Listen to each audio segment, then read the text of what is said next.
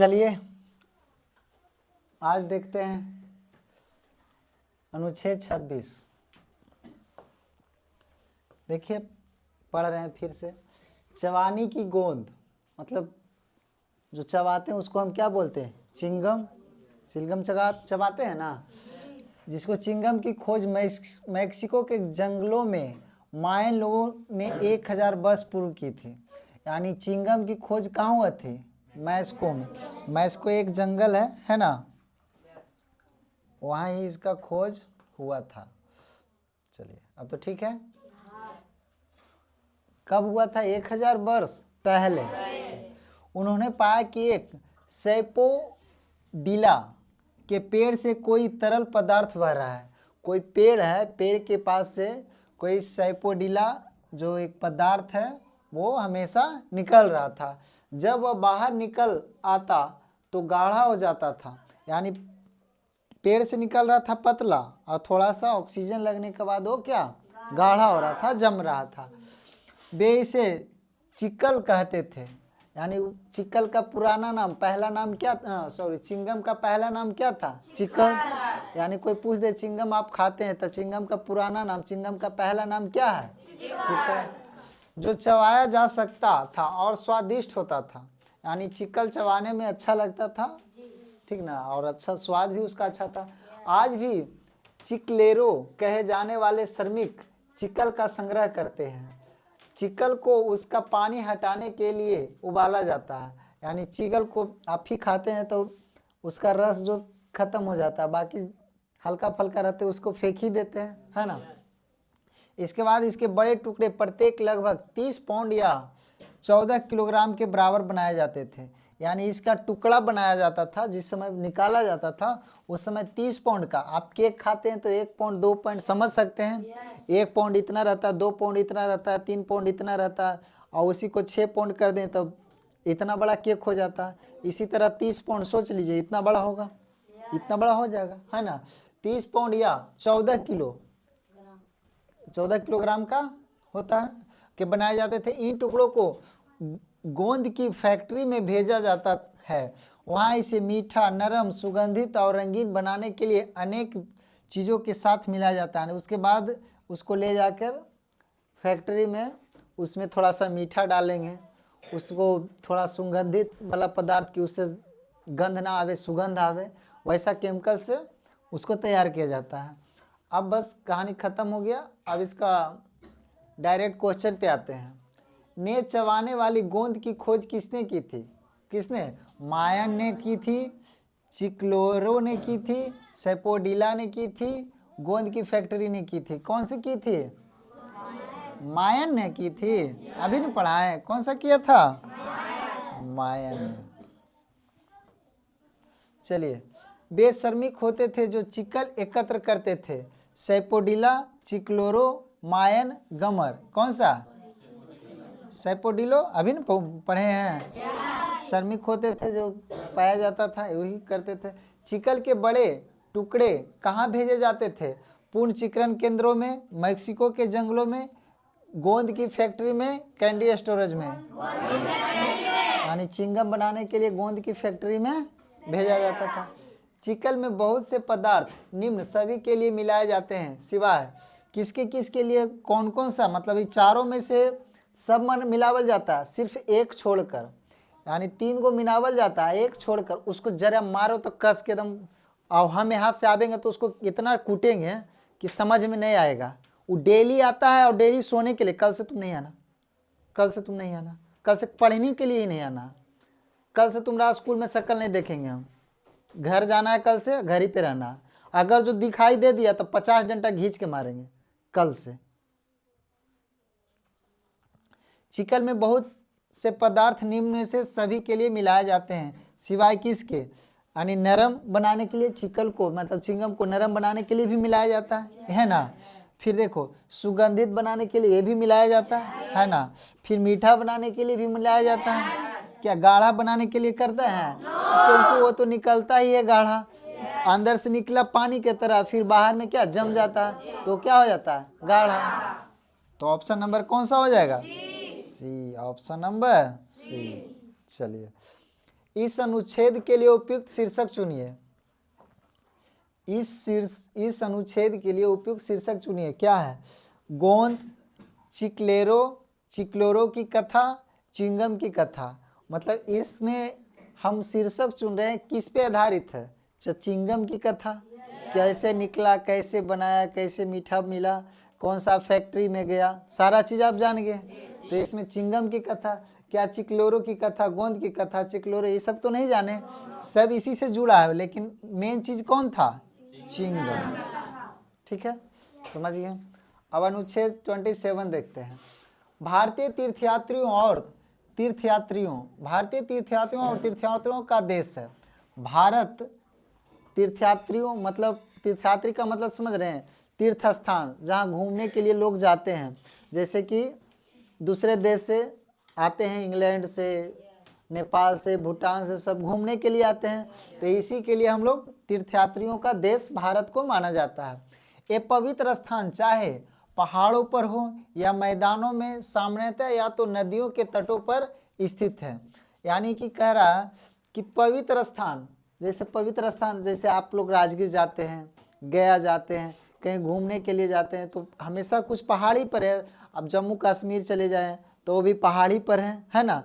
तो वही कह रहा है, या तो पहाड़ पर या नदियों के तटों पर, या नदी के तट पर भी बहुत सारा तीर्थ स्थल है। जैसे कि रजरप्पा चल जाएं, क्या पहाड़ी के नज़दीक में है, नदी के ही नज़दीक में है ना?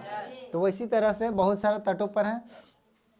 धार्मिक लोग, तीर्थ स्थलों पर जाने वाले केवल धार्मिक लोग ही नहीं होते, वरन सारे भारत से और विदेशों से पर्यटक और सैर सपाटे वाले लोग भी यहाँ आते हैं। यानी ये तो भारत वाले तो जेबे करते हैं, विदेश से भी घूमने के लिए यहाँ आते हैं।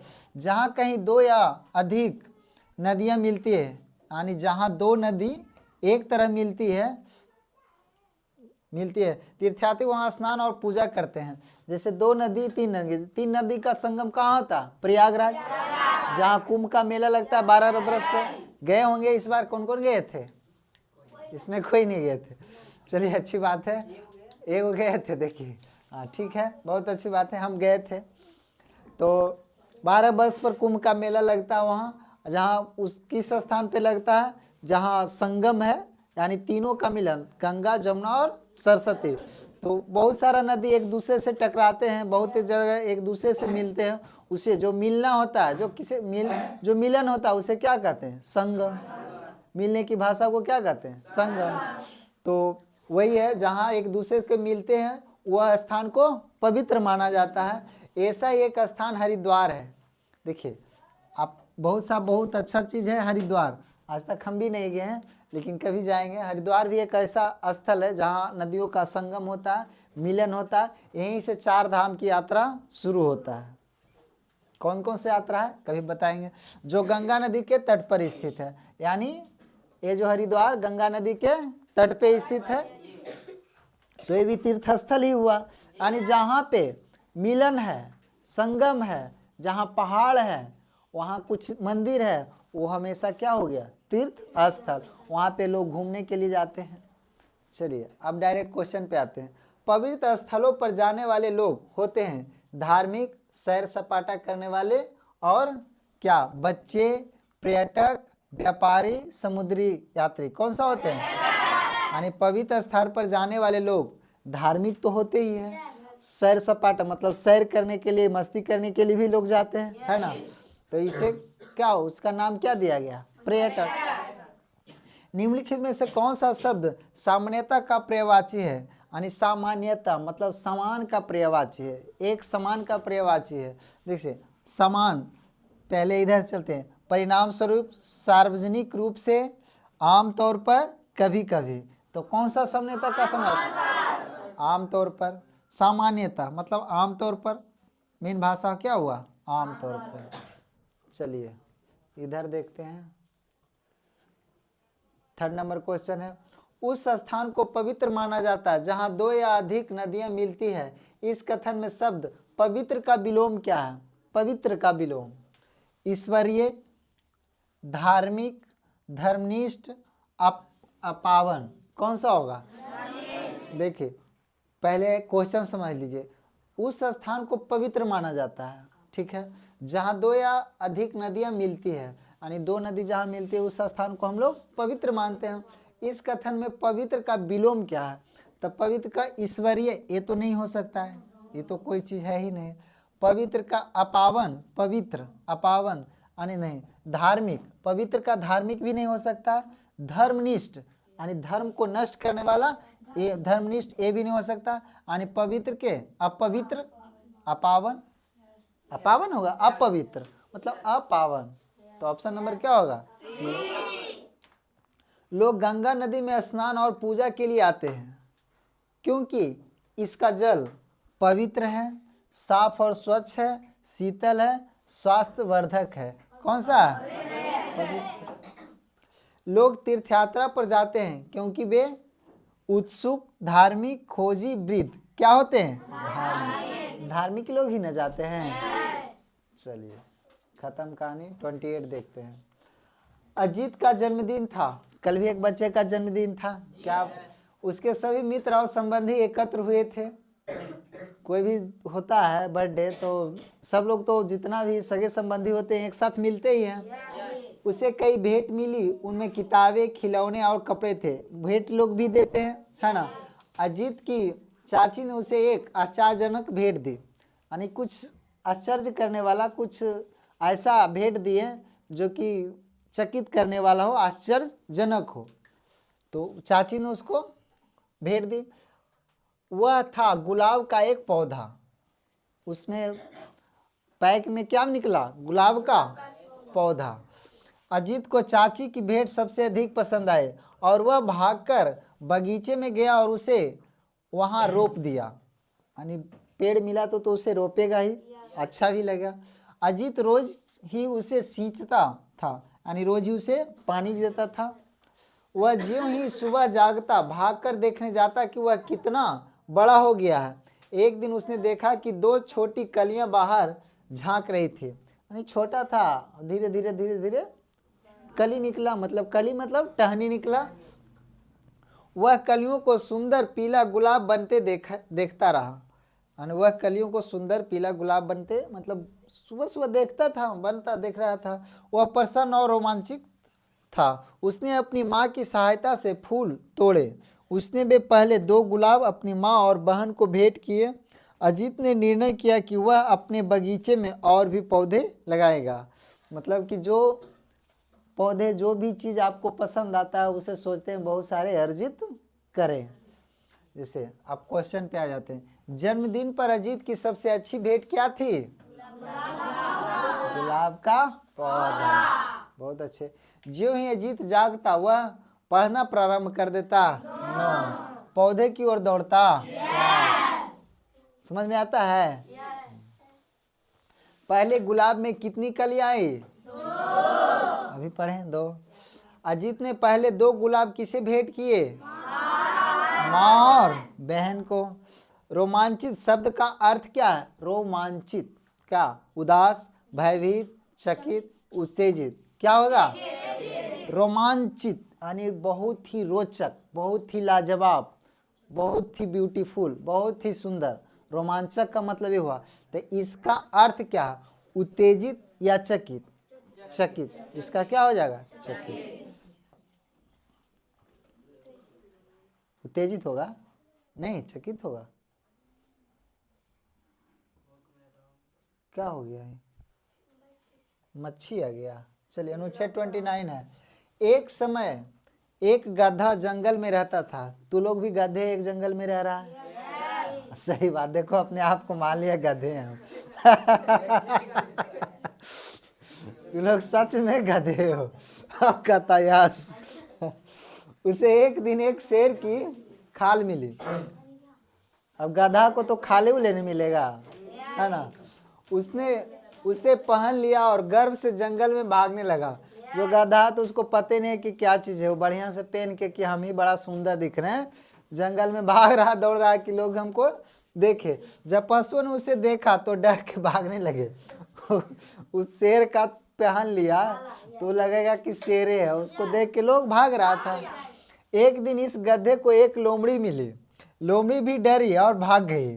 गधा अन्य पशुओं की प्रतिक्रिया देखकर इतना खुश हुआ कि वह चुप न रह सका। यानी वो बहुत अपने अपने अंदर अंदर उत्साहित हो गया, बहुत सा फूल गया कि अब हम जंगल में शेर ही बन गए। शेर का खाल पहनने से कोई शेर बन जाएगा? वो तो नहीं, बशर्ते कुछ देने के आप डरा सकते हैं। कोई आपसे नीचा जानवर है, उससे आप वो डर रहा है, चुप न रह सका। वह अपने नए बेस को भूल गया। वो भूल गया कि हम गधा है ना। और देखिए भूल गया और रेकने लगा। रेकना का मतलब क्या? बोलने लगा। अब गधा बोलेगा तो ढैचू ढैचून करता है जी, हाँ। तो गधा की तरह वो बोलने लगा। अब उसको रहने नहीं गया। तो एक तो भेष बने ले और उसके बाद वो बोलना स्टार्ट कर दिया। जैसे ही लोमड़ी ने उसका रेखना सुना हुआ उल्टा लौटा ही। मतलब उसको देखा कि तो डैचू डैचू बोल रहा है, इसका तो आवाज है गधा के तरह। शेर कहाँ से आ गया? वो देखा तो वो फिर वापस आ गया कि आ रहे हैं, अब तुमको बताते हैं क्यों हमको भगाया दौड़ाया। सभी पशु अब समझ गए कि वह शेर नहीं है। सब समझ गया कि वह शेर नहीं है, बल्कि शेर की खाल में गधा है। गधा अपनी जान बचा के भागा। मतलब सब उसके पीछे, पहले वो सबको दौड़ाया, फिर सब मिलके उसको। तो इसीलिए कहा भी गया है, जब ज्यादा तेज बन जाओ ना तो शांत हो जाओ, है ना। और शांत नहीं रहने के बाद कब हम तेजे हो गए, फिर दौड़ाना इसके नहीं है, गधा नहीं है दौड़ाना, फिर तुम लोग लोमड़ी भी दौड़ा देगा। गधा कहाँ रहता था? अस्तबल में, जंगल में, फार्म हाउस में, गांव में। कहाँ रहता था? बहुत अच्छे।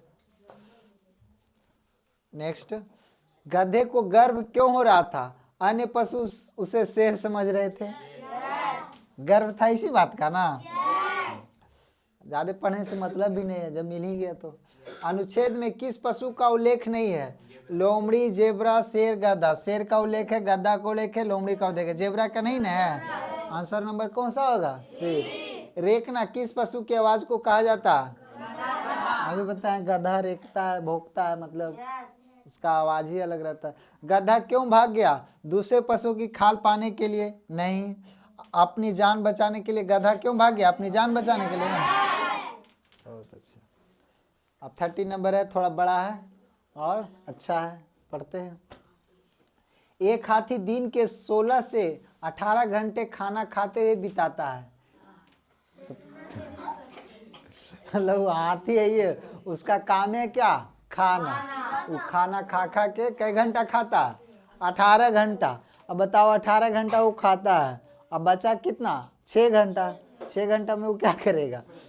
तू लोग की तरह। एक पूर्ण विकसित हाथी प्रत्येक दिन 137 केजी से अधिक खाना खा सकता है।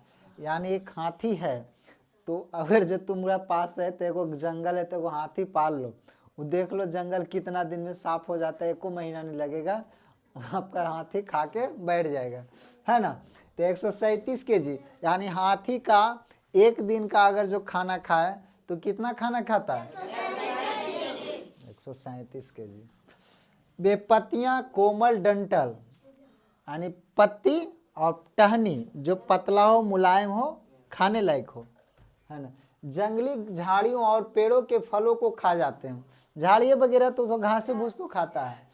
हाथी भोजन, जैसे उसको वो भी खा सकता है कि अब तो बेचारा बड़ा हाथी है तो घास तो चर नहीं सकता है ना, चरने का है नहीं कि चरेगा। अब वो चरने जाएगा तो उसको सूंड है, अब वो सूंड भी अटक जाएगा धरती में, वो चढ़ेगा कैसे? तो अब सूढ़े से वो पकड़ता है और सूंड से पकड़ के इसमें डाल लेता है। खेते देखा है ना हाथी को?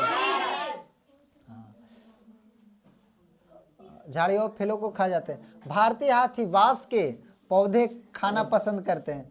जो भारत के जो हाथी हैं, हाथी बहुत तरह के, सफेद हाथी देखे हो, वो सब अफ्रीका के जंगल में भी पावल जाते हैं, ठीक है ना। तो हम लोग के तरह काला हाथी होता है ना। भारतीय हाथी बांस के पौधे खाना पसंद करते हैं। हाथी भोजन और पानी के लिए खोदने तथा पेड़ की खाल चीरकर अलग करने के लिए अपने,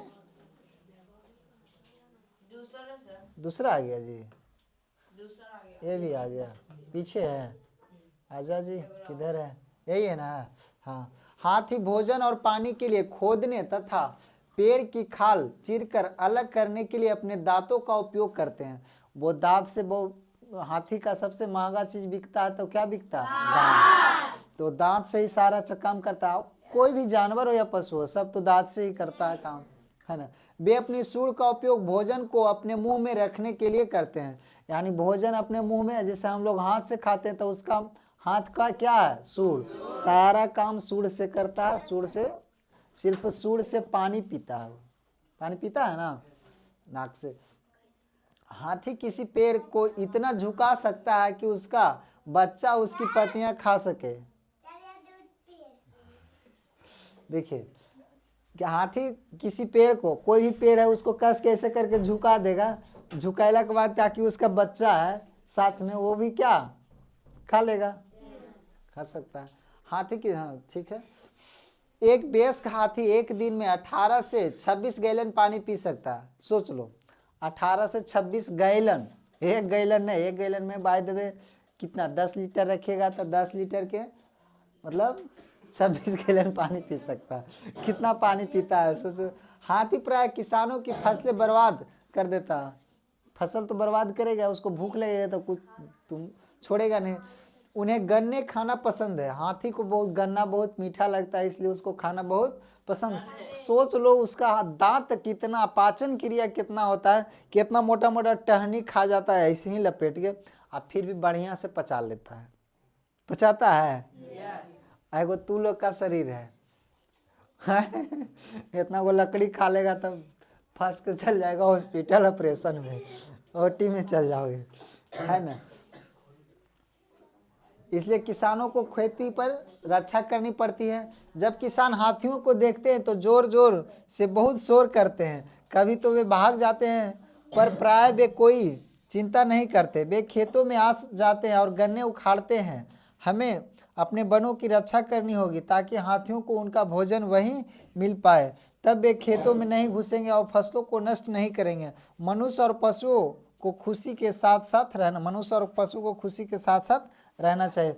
मतलब कहने का मतलब है लेखक का कि हाथी सोचते हैं कि हमारे खेत को बर्बाद न करे, हमारे क्षेत्र में नहीं आए, तो उनके लिए जंगल का प्रॉपर व्यवस्था करना चाहिए। जंगल काटना नहीं चाहिए ताकि उसमें भली भांति हाथी रहकर वो अपना पालन पोषण कर सके। समझ में आ गया ना। अब डायरेक्ट क्वेश्चन पे आते हैं। हाथी एक दिन में कितने घंटे खाने में बिताता है? 16 से 18 घंटे, है ना। आगे देखते हैं। हाथियों को शाकाहारी क्यों कहा जाता है? वे केवल सब्जियां और फल खाते हैं। वे केवल पत्तियां और घास खाते हैं। वे पत्तियां, फल और पौधे खाते हैं। वे केवल पेड़ों और फलों को खाते हैं। जो अच्छा है, चारों ऑप्शन सही है, ऑप्शन चारों सही है, लेकिन जो सबसे सही है उसको लेना है। देखो वे केवल सब्जियां और फल खाते हैं, वैसा तो नहीं है सब्जी फल खेवे करते हैं, पेड़ों खा जाते हैं, ये तो नहीं होगा। वे केवल पत्तियां और घास खाते हैं, पत्ती सिर्फ घास खाता है और बहुत कुछ खाता है। वे पत्तियां, फल और पौधे, पौधा में सब पौधा आ गया, सोच लो, है ना। अब फल में सब फल आ गया, अब पत्तियां में सब पत्ती आ गया, तो ऑप्शन नंबर कौन होगा? मानने के लिए सीख रहा है ना। हाँ ऐसे ही सीखना। नहीं तो कोई कह देखेगा जल्दी जल्दी बेहाथी शाकाहारी क्यों, कह बे केवल सब्जियां फल खाते, आंसर मार दिया, हो गया गलत, सत्यानाश। इसलिए समझ के मारना है। पहले अगर जी बढ़िया से हम नहीं पढ़ते तो इसका आंसर भली भांति नहीं मिलता, है ना। भारतीय हाथी क्या करना पसंद करते हैं? गन्ने खाना। हरदम गन्ना खाएगा दबा के, है नहीं। अपनी फसलों से हाथियों को भगाने के लिए किसान क्या करते हैं? उनके पीछे भागते हैं? नहीं, उन पर बंदूक चला देते हैं, शोर मचाते हैं, शोर मचाते हैं, भाग जाता है हाथी, है ना। निम्नलिखित में से नष्ट करना का विलोम क्या? नष्ट करना का विलोम शोर करना नहीं है, विरोध करना नहीं है, भागना या रक्षा करना। नष्ट करना। अनुच्छेद 31 इसको ले कर लेते हैं, उसके बाद रीजनिंग पर चलते हैं और उसके बाद फिर से आएंगे इस पे, है ना। तुलसी का पौधा अधिकांश भारतीय घरों में उगाया जाता है। हर एक घर में तुलसी का पौधा है ना। इस बूटी से मधुर गंध आती है, उसका सुगंध ही बहुत अलग टाइप पर होता है, तुलसी का पौधा का होता है। इस पौधे की पत्तियों का उपयोग पूजा के लिए होता है, यानी कोई भी ऐसा पूजा हो जिसमें या कोई भी ऐसा प्रसादी हो उसमें तुलसी का पत्ता हम लोग के भारत में डाला जरूर जाता है होता है। और उनमें औषधीय तथा रोगहारी गुण होते हैं। विश्व में तुलसी के कम से कम 150 प्रकार हैं, यानी कितने प्रकार के तुलसी होते हैं? प्राचीन काल में मंदिरों का उपयोग पृथ्वी के विश्राम गृह के रूप में होता था। तुलसी का पौधा मंदिर के बाहर उगाया जाता था, है ना, सही है, क्योंकि इसमें प्यास रोकने का विशेष गुण होता है। जब कुछ पत्तियां जीभ के नीचे रखी जाए तो थके हुए पथिक जो पानी ढूंढ रहे होते हैं उनकी प्यास कम हो जाती है। देखो तुलसी का पत्ता खाओगे ना तो सिबसिबाता है, आपको अगर जो प्यास लगा हुआ रहता है तो आप खाइएगा तो थोड़ा देरी के लिए आपका प्यास मिट जाएगा, है ना। तो उसी तरह उनकी प्यास कम हो जाती है। तुलसी जिसका मूल निवास भारत है, सबसे ज़्यादा तुलसी कहाँ पाया जाता है? भारत में। 16वीं शताब्दी में पश्चिमी यूरोपी पहुंची। यह माना जाता है कि यदि तुलसी के पत्तों का रस शहद के साथ नित्य लिया जाए तो स्वास्थ्य के लिए अच्छा होता है। स्वास्थ्य के लिए अच्छा क्या? तुलसी का पत्ता किसी चीज़ के लिए साथ लेंगे तो वो भी स्वास्थ्य के लिए अच्छा ही है।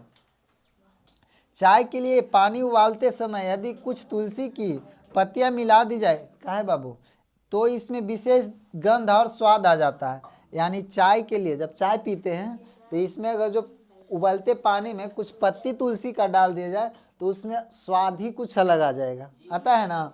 पत्ते मिला दिए तो इसमें विशेष गंध और स्वाद आ जाते हैं। और यह स्वास्थ्य के लिए भी लाभदायक है। यह आराम भी पहुंचाती है और तनाव दूर करती है। थके उके रहेंगे तो थोड़ा सा रेस्ट मिल जाएगा, आराम मिल जाएगा।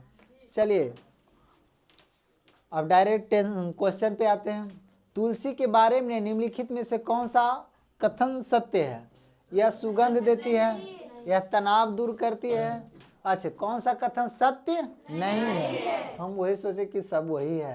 देखो, यह सुगंध देती है, सही है। यह तनाव दूर करती है, ये भी सही है। यह स्वास्थ्य के लिए अच्छी है, ये भी सही है। इसका मूल स्थान पश्चिम यूरोप है ना, तो भारत में है। तो ऑप्शन नंबर क्या होगा? डी। विश्व में तुलसी की कितने किस्में हैं? अभी न पढ़े 150। हाँ, तुलसी के पौधों को मंदिरों के बाहर क्यों उगाया जाता था? पार्थिव की प्यास नियंत्रित करने के लिए, पथिकों को थकान का अनुभव कराने के लिए, मंदिरों के चारों ओर खुशबू फैलाने के लिए, ईश्वर की पूजा करने के लिए। कौन सा होगा? पार्थिव की प्यास नियंत्रित करने के लिए। पार्थिव मीन्स जो आते हैं उनका प्यास को नियंत्रित कर, प्यास लगा तो थोड़ा सा खा लेंगे, प्यास बुझ जाएगा। समझ में आ गया? तो किनको नींद आ रहा है? जिनको नींद आ रहा है जा सकते हैं। क्या? जिनको लगेगा कि हमको नींद आ रहा है प्यार से जाके सो जाएंगे, ठीक है। तुलसी का मूल निवास किस देश में है? बहुत अच्छे। शहद और तुलसी का मिश्रण स्वास्थ्य के लिए हानिकारक है ना जी? स्वास्थ्य के लिए हितकारक है, हमारे लिए थोड़ा सा हानिकारक है, स्वास्थ्य के लिए थोड़ा सा लाभदायक है। स्वास्थ्य के लिए लाभदायक है, यही ना होगा? हितकारक ये भी हो सकता है, स्वास्थ्य के लिए हितकारक, हित में है, स्वास्थ्य के हित में है ना। चलिए 32। अब 32 इसके बाद कहे थे क्या? रीजनिंग पढ़ते हैं अभी तक।